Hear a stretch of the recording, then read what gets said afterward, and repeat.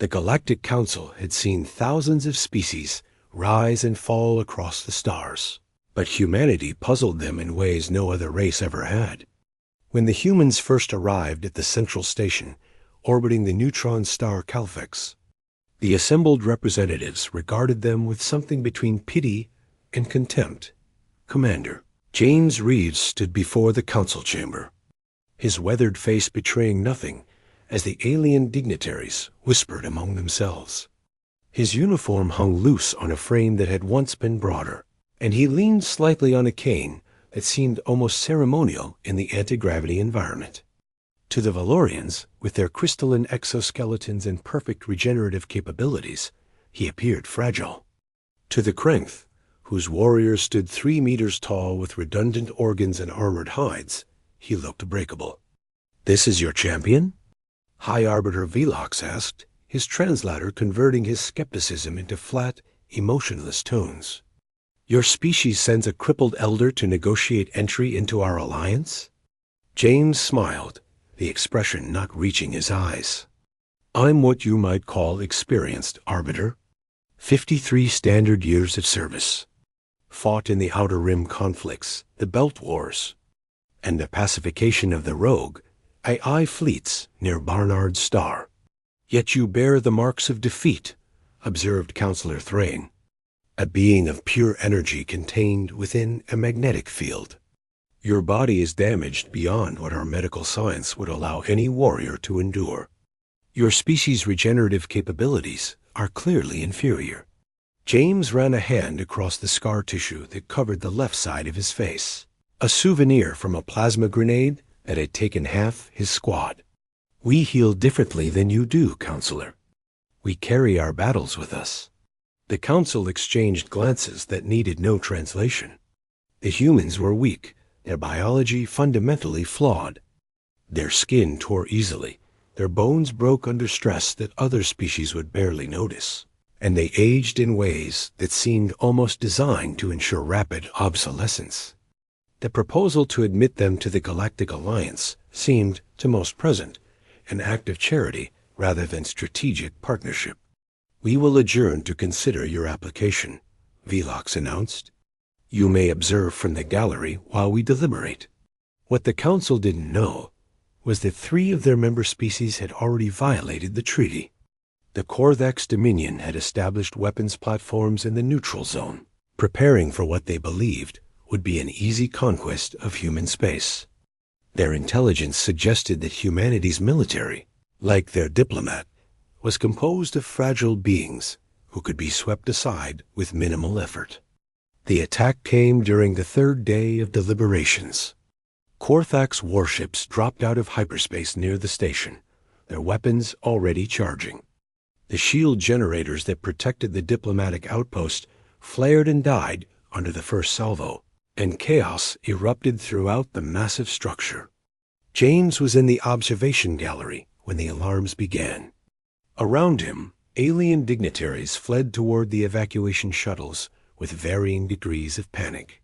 The Valorians moved with efficient grace, their crystalline bodies immune to the fear chemicals that flooded other species' systems. The Krength warriors roared challenges at an enemy they couldn't yet see, their natural aggression seeking an outlet. But James simply stood, watching the tactical displays with eyes that had seen this pattern before. The Korvax were using a standard envelopment maneuver, nothing sophisticated, relying on the overwhelming firepower they assumed their targets lacked. He counted 7 capital ships and twice that many escorts, more than enough to reduce the station to debris. "Commander, you must evacuate," urged a station security officer, a young Thren whose scales had barely hardened to adult coloration. "In a moment," James replied, pulling up a communication panel with hands that bore the twisted scars of old burns. "First, I need to make a call." The Korvax expected resistance, but they expected it to be organized, conventional, and ultimately futile. What they got instead was something their tactical computers had no reference for. The human fleet that emerged from hyperspace wasn't large by galactic standards. 12 ships, none larger than a medium cruiser, all of them bearing the marks of extensive combat and hasty repairs. They looked, to the Korthax sensors, like they'd barely survived their journey to the battle. Admiral Lisa Park commanded the response from the bridge of the destroyer Relentless, a ship that had been scheduled for decommissioning before the alert came through. Her tactical officer was reading the enemy dispositions when she cut him off. "I can see them, Marcus." "Brief me on what they can't see." "Ma'am." The Korthax scanned for energy signatures, reinforced hulls, and shield strength. "What don't they scan for?" Understanding dawned in Marcus's eyes. "Heat management, redundancy systems, and crew endurance." "Exactly. They think a damaged ship is a weak ship. Let's educate them otherwise." The human vessels didn't engage at the range the Korthax expected. Instead, they accelerated directly toward the enemy formation, their reactors running hot enough that Korthax sensors registered them as experiencing catastrophic failures. By the time the enemy realized the humans were deliberately overloading their systems for additional speed, it was too late to adjust their firing solutions. The Relentless took a hit that would have vaporized a Korthax vessel of similar size. The blast tore through the forward armor, shredded 2 decks, and killed 17 crew members in an instant. Automated systems began screening damage reports, while fire spread through compartments that suddenly had no atmosphere to sustain them. "Damage control teams deployed," Marcus reported, his voice steady despite the ship bucking beneath them. "Hull integrity at 63%. "Maintain course," Park ordered. "All ships, prepare for close engagement." What followed violated every principle of modern space warfare. The human ships closed to ranges where their lighter weapons could punch through shields, accepting damage that should have forced them to withdraw. They didn't withdraw. When the Relentless lost its main reactor, the crew switched to backups.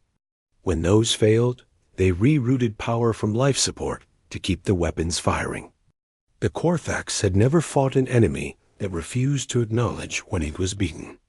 Their tactical doctrine had no response to ships that continued fighting with half their systems dark. That used maneuvering thrusters when main engines failed. That fired kinetic weapons when energy reserves ran dry. 3 human ships were destroyed in the first 15 minutes. The survivors simply spread out to fill the gaps in their formation. Back on the station, James watched the battle unfold with the calm of someone who had orchestrated similar desperate actions a dozen times before. The Galactic Council observers gathered around him, drawn by a morbid fascination with what they were witnessing. "They're dying," Counselor Thrain observed, confusion evident even through the energy being's translated speech. "Why don't they retreat?" "Their ships are crippled." "They're not crippled," James corrected gently.